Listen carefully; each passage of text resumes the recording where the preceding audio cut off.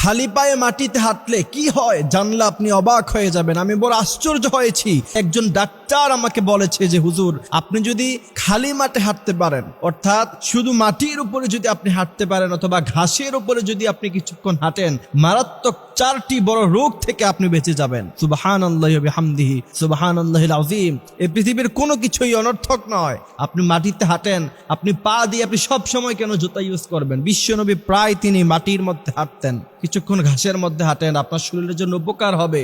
4টি বড় মারাত্মক রোগ থেকে আপনি বেঁচে যেতে পারবেন। এই জন্য ফজরের পরে কিছুক্ষণ খালি পায়ে হাঁটাহাঁটি করবেন, ঘুমাবেন না।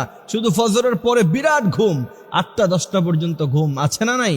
এই জন্য প্রিয় ভাইরা আমার, রাসূল করিম সাল্লাল্লাহু আলাইহি সাল্লামের ব্যাপারে হাদিস এসেছে যে নবী করিম সাল্লাল্লাহু আলাইহি সাল্লাম বিশাল মরুভূমি তিনি হেঁটে হেঁটে মানুষকে ইয়াদাতুল মারিজ, অসুস্থ ব্যক্তিকে দেখতে যেতেন। এই জন্য সেটা আমরা করবো ইনশাআল্লাহ। খালি পায়ে যদি কোনো ব্যক্তি হাঁটে, সেটা যদি নিয়মিত করতে পারে, 1 নাম্বার হচ্ছে তার হার্টে কোনো সমস্যা হবে না, হার্টের রোগ থেকে সে বেঁচে যাবে। হার্টের সমস্যা, হার্ট অ্যাটাক, হঠাৎ করে মৃত্যু। তো বলে যে কি কারণে মৃত্যু হয়েছে? বলছে হার্ট অ্যাটাক করছে। এই হার্ট অ্যাটাক বর্তমান সময়ের জন্য, বর্তমান জেনারেশনের জন্য খুব বেশি একটা হুমকির কারণ হয়ে গিয়েছে।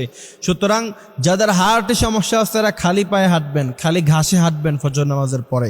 2 নাম্বার হচ্ছে বুদ্ধি এবং স্মৃতিশক্তি বৃদ্ধি পাবে। ডাক্তাররা বলছে, গবেষণা করে বলছে, আপনি রিসার্চ করেন যে কেউ যদি খালি পায়ে মাটির মধ্যে হাঁটে, কারণ এই মাটি থেকেই তো আপনাকে সৃষ্টি করা হয়েছে, এই মাটিতে আবার আপনি চলে যাবেন। মিনহা খালাকনাকুম ওয়া ফিহা নুঈদুকুম, এই মাটি থেকেই তোমাকে তৈরি করা হয়েছে, আবার তুমি মাটির ভিতরে চলে যাবা।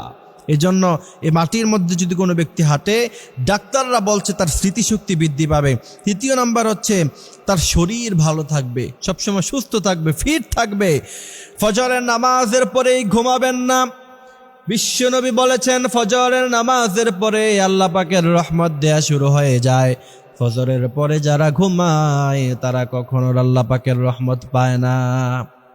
এজন্য ফজরের পরেই হাঁটা শুরু করবেন, কিছুক্ষণ হাঁটবেন, শরীর থেকে ঘাম ঝরাবেন, এরপরে সকালবেলা নাস্তা করবেন, রাতের বেলা তাড়াতাড়ি ঘুমিয়ে যাবেন।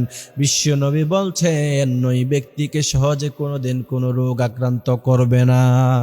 এই জন্য 4 নাম্বার হচ্ছে তার দৃষ্টিশক্তি বৃদ্ধি পাবে। আজকাল আমাদের চোখের সমস্যা আছে না নাই?